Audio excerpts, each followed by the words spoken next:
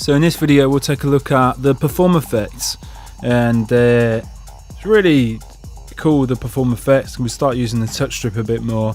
So I've loaded in this project here because I thought it'd be a cool way to demonstrate some of these effects. And we've got various different sounds happening, drums, bass, leads, what have you. So go to our drums and we can add the perform effects as an effect slot, but considering if we go to our group level here, we don't have any effects loaded, so it's fine to just load it in. But if we did have, say, your filter there, because the way you load the perform effects is go shift effect select, and you notice that replace that filter. So that's something to consider if you do have a group with some processing, you want to load the perform effects. Just be sure you're not replacing the effect that was already there. So the way to load it up, shift and perform effects, and then it's brought up this filter, and we can engage the effect now. I'm just going to mute the other group so we can really hear it using the touch strip. You notice this engage here, at the moment it's off, so the effect is bypassed until we touch the touch strip, and then the engage is on, so the effect is on. And with each one of the different perform effects, one of the main parameters, the most effective or creative parameter, is mapped to the touch strip. So for the case of the filter, it's the frequency. So we can just sweep the frequency using our touch strip. We could change, say, the filter type, high pass.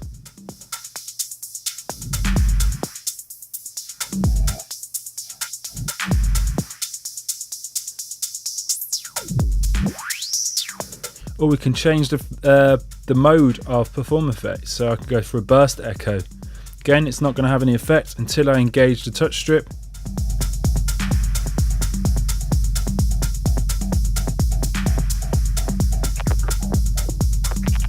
And in the case of the burst echo, the time is mapped to the touch strip. Or I could get the stutter up.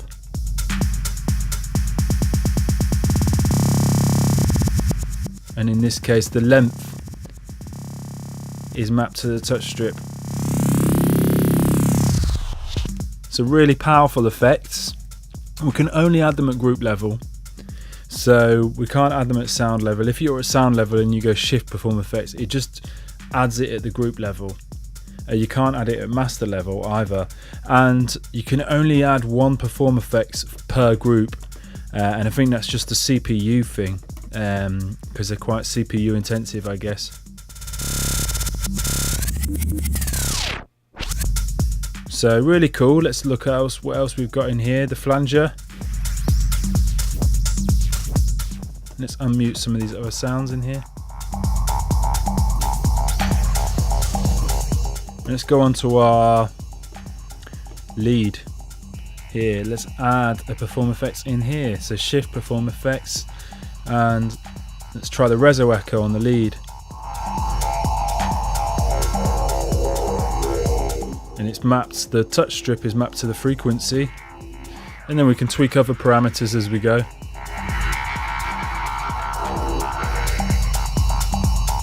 We've got a ring modulator. Go back to our drums, see what else we have in here. The tremolo.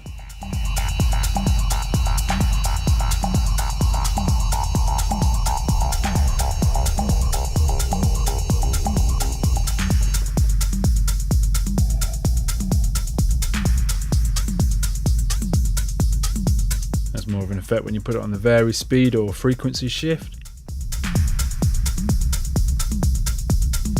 And then the scratcher.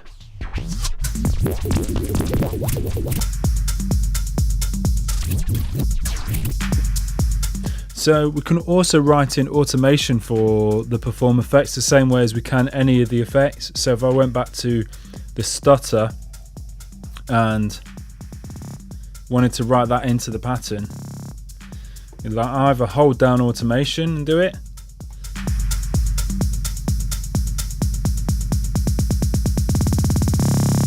and we could see in our software now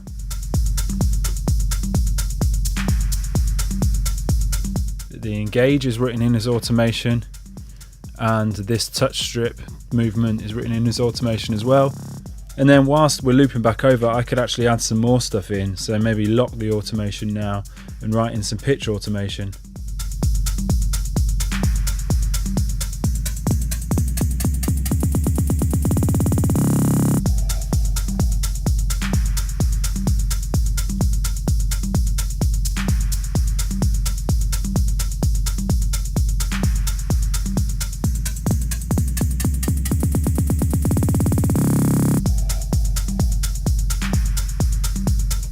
Make sure I come out of the automation lock, and let's look at another sound.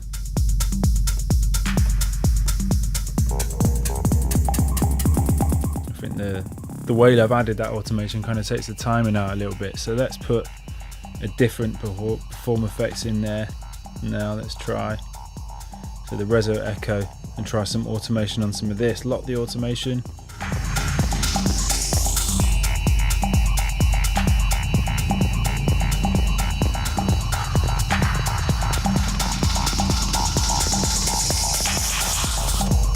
And so we've written in all of these automation lanes there, and you get some really powerful stuff happening.